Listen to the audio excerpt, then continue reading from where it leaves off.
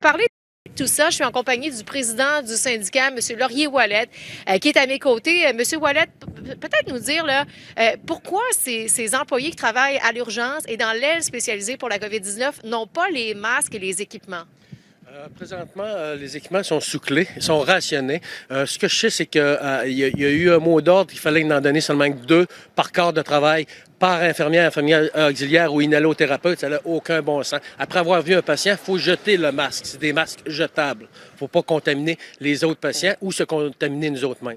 Mais on comprend, là, lorsque le patient est arrivé ici, on sait que c'était un transport qui s'est fait dans la foulée là, de l'infection à la COVID-19 au manoir Liverpool pour retraités, mais il n'avait pas de symptômes, c'est ce qu'on nous dit, le patient comme tel à son arrivée. Et on indique également qu'on suit les directives du ministère, là, on suit les directives du premier ministre Legault ici, c'est ce que la direction de l'hôpital nous dit. Pour nous, nos professionnels en soins ne sont pas protégés à l'heure actuelle. Vous ne savez pas si, à l'heure actuelle, je suis atteint du COVID. Personne ne sait. Quand quelqu'un se présente à l'urgence, il faut qu'il porte des masques, il faut qu'il y ait la protection nécessaire, il faut que les uniformes soient lavés. C'est ce qu'on demande depuis 10 jours et l'employeur, présentement, ne le fait pas, malgré que le premier ministre dit qu'on a la protection nécessaire. Pour nous, c'est faux dans Chaudière-Appalaches.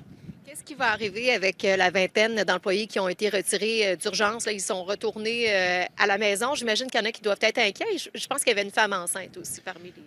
Totalement. Ce personnel-là va être chez eux pendant 14 jours, au travers de leur famille, inquiète de contaminer leur famille. Ils ne savent pas s'ils l'ont ou ils ne l'ont pas.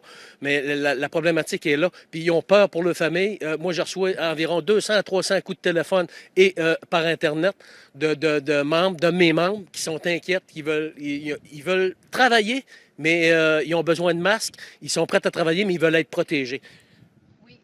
Allez-y, M. Ouellette, parce que vous avez apporté avec vous des masques. Des masques. Ces masques-là, à l'heure actuelle, le gouvernement dit qu'il y a une rupture. J'en ai commandé sur Amazon, puis je vais les recevoir demain. J'en ai 500 qui rentrent.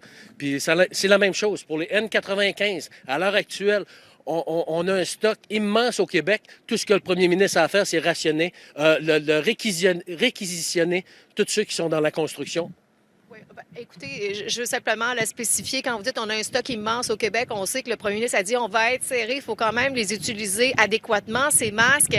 Mais dans le fond, vos propos, M. Laurier-Ouellette, ce que vous dites, c'est qu'il y a des entreprises qui sont en possession, par exemple, dans le domaine de la construction, des masques N95 et qui devraient en ce moment les donner au gouvernement pour les travailleurs de la santé. C'est ce que vous dites? Exactement. Puis il devrait être réquisitionné immédiatement. Qu'est-ce que vous allez faire pour vos membres là, dans les prochains jours? J'imagine que ces infirmières-là qui ont été retirées hier vont devoir subir des tests. Le bureau de santé va leur faire subir des tests, oui, mais ils sont sortis du milieu de travail. Mais une chose qui est sûre, c'est que toutes ces situations qui ne respectent pas les consignes du gouvernement vont être dénoncées, ça c'est sûr.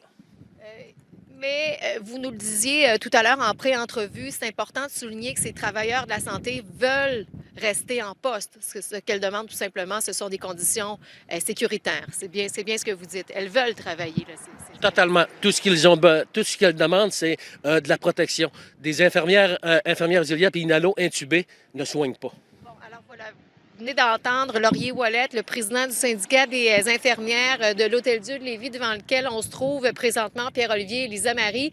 Et au cours des prochaines minutes, on devrait avoir une entrevue avec la direction de l'hôpital pour pouvoir comprendre. Et bon, je le disais tout à l'heure, la direction dit qu'elle respecte les règles du gouvernement.